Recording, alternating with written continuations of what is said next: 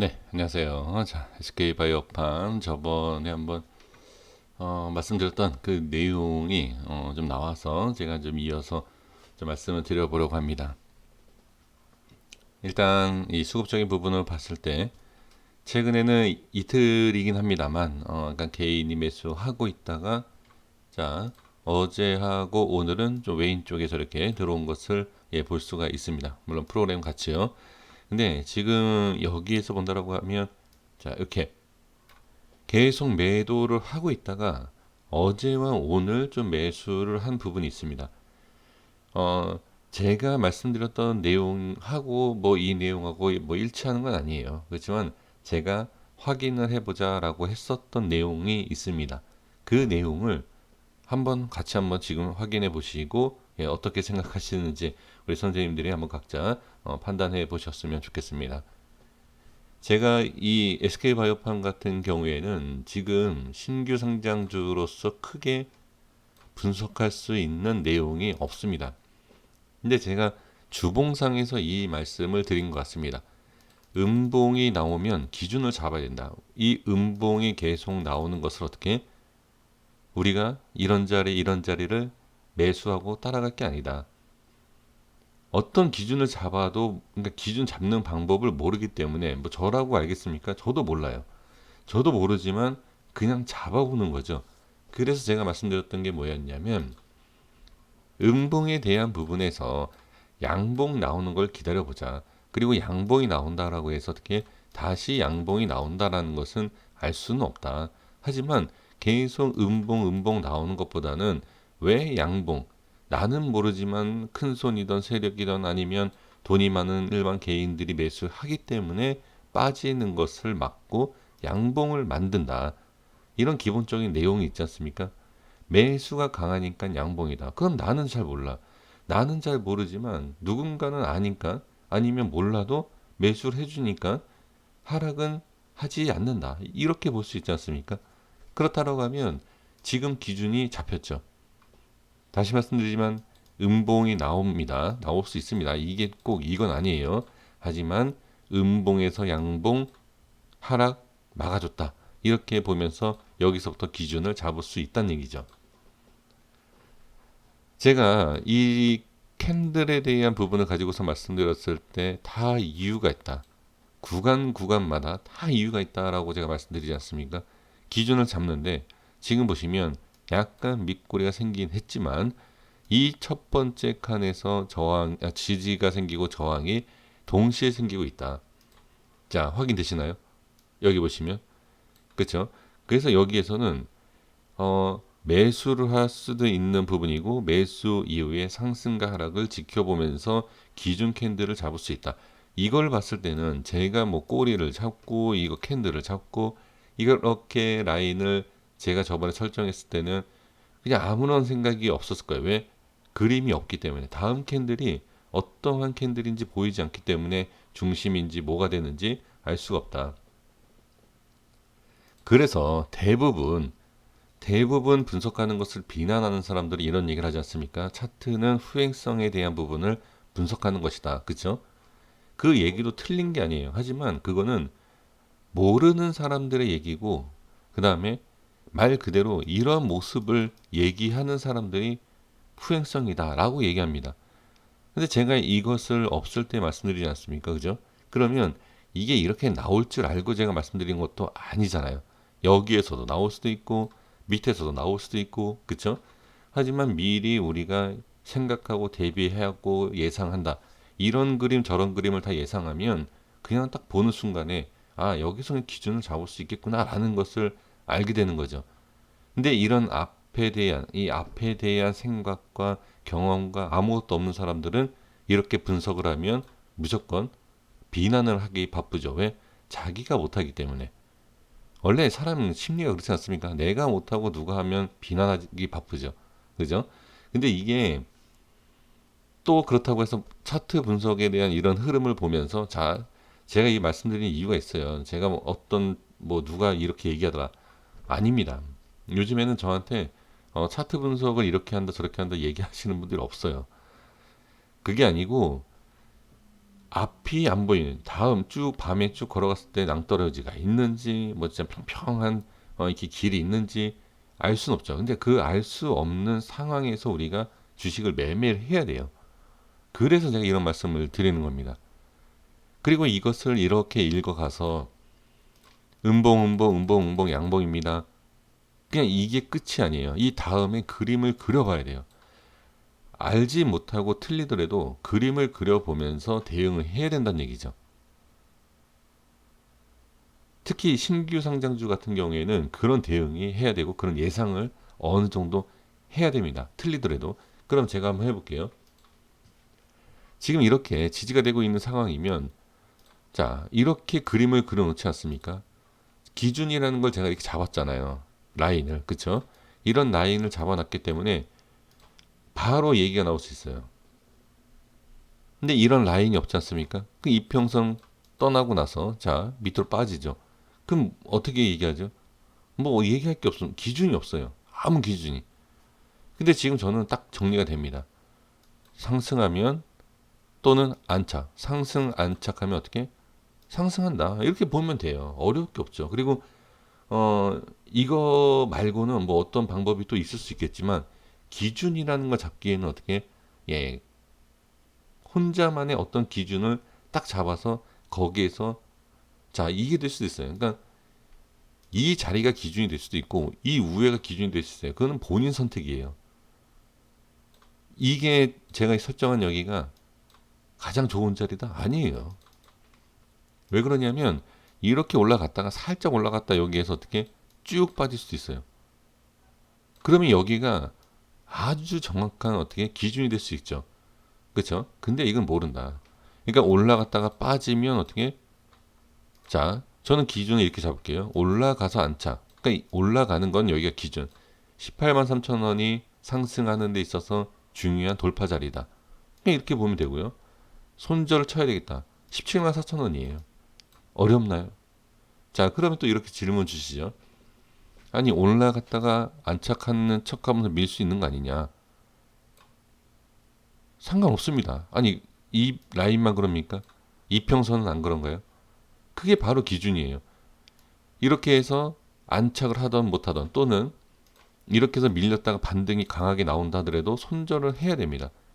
야, 그러면 이렇게 해서 올라가면 이거 어떻게 할 건데? 그럼 반대로 제가 여쭤볼까요? 그럼 이렇게 빠지면 어떻게 하실 건데요? 그러니까 이 기준은 누구를 의지할 게 아니라 나는 이 자리가 기준이다. 예, 그걸 보시면 된다는 거죠.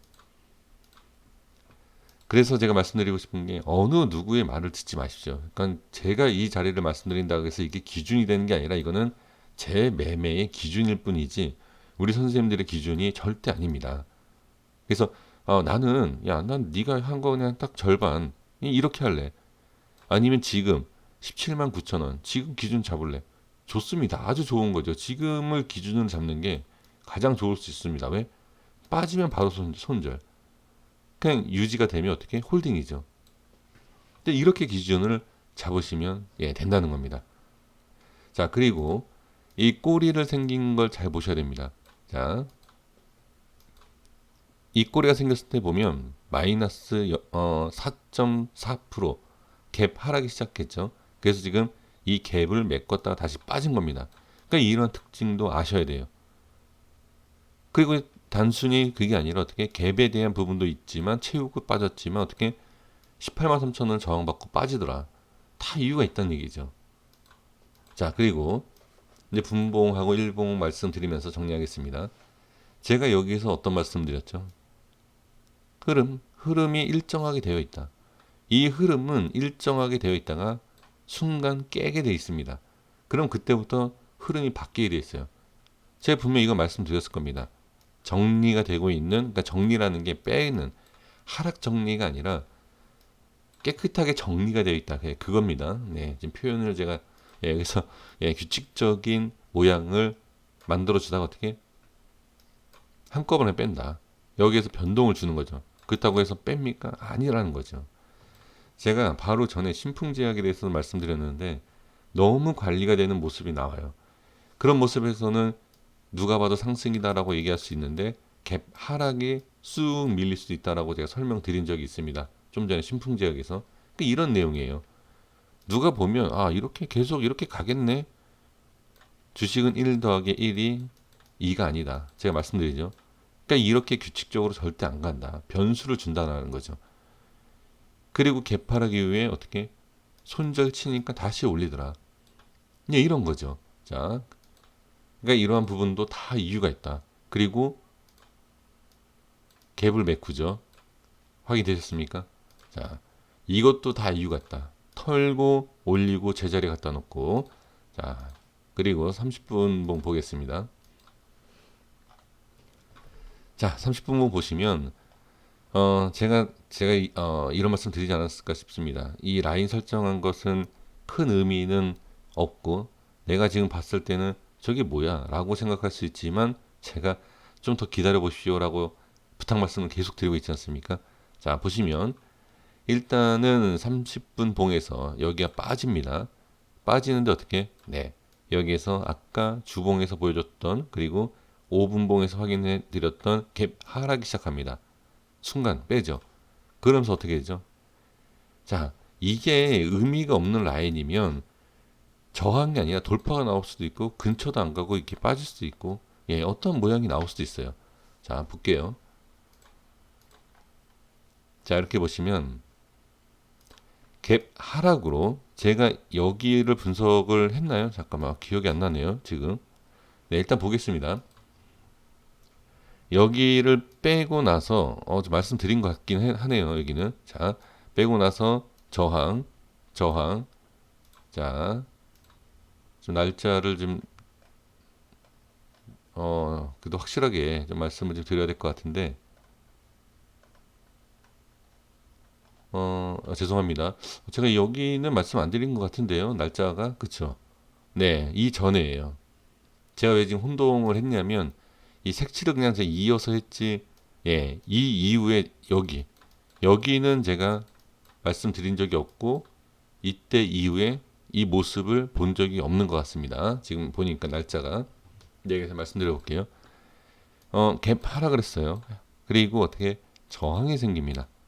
자, 밑에 저항, 밑에 칸 끌어올리면서 위에 저항, 그쵸? 그리고 나서 이 하루, 그리고 올려놓고 여기가 하루입니다. 그 다음 하루가 어떻게 되죠? 네, 갭 상승을 올리면서 밀지만 안착, 또 지지해주고 안착, 위로 안착, 그죠? 그래서 하루를 마무리합니다.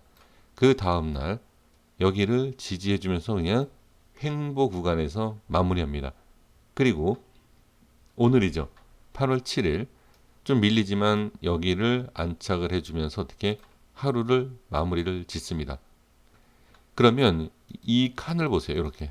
그리고 여기 이런 움직임을 다 확인할 수가 있다. 이렇게.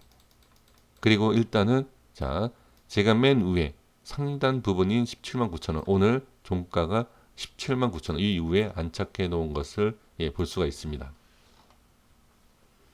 그러니까 지금 이 흐름을 봤을 때, 자, 그러니까 제가 설정해 드린 것, 제가 말씀드린 것이 중요해 보이고 뭐 중요합니다라고 우길 수는 없어요. 근데 제가 다 의미가 있다. 이 꼴이라는 게. 근데 이거를 어떻게 분석을 하느냐에 따라서 좀 차이가 있긴 하지만 그래서 지금 보시면 제가 양봉에 대한 확인 그리고 분봉상의 흐름 그리고 이런 걸 맞춰 봤을 때 그래도 어떤 우리가 어느 한 규칙적으로 이렇게 움직이는 것은 아니지만 분명히 이런 모습이 이렇게 만들어지는 과정은 보여지더라 라는 것이고요. 그리고 언제 자 여기도 보시면 일봉상에도 볼게요. 일봉상에서도 지금 갭 하락으로 밀렸죠. 그쵸? 지금 이 색칠했던 부분 그리고 저항이 생기죠. 올려놓죠. 그렇죠. 올려놓는 거 보이시죠? 양봉을 올려놓습니다. 자, 여기에서 저점을 5일선을 지지하고 올리던 말던 상관없이 이건 꼴이고요. 중요한 것은 어떻게 제가 설정해둔 17만 9천 원 위에 지금 안착이 되어 있다라는 거죠. 그러면 자 여기서 바로 정리하겠습니다. 기준을 어디서 잡아야 되느냐? 저는 일봉이든 뭐 주봉이든 이렇게 자리를 잡고 있는 상황이고 주봉에서는 뭐 17만 9천 원 되는 부분이 보여지지 않지만 제가 분명히 말씀드린 게 오늘 한 주 마감이 되었던 17만 9천 원 오늘 자리 이걸 기준으로 잡으셔도 된다라고 예, 말씀을 드리지 않았습니까?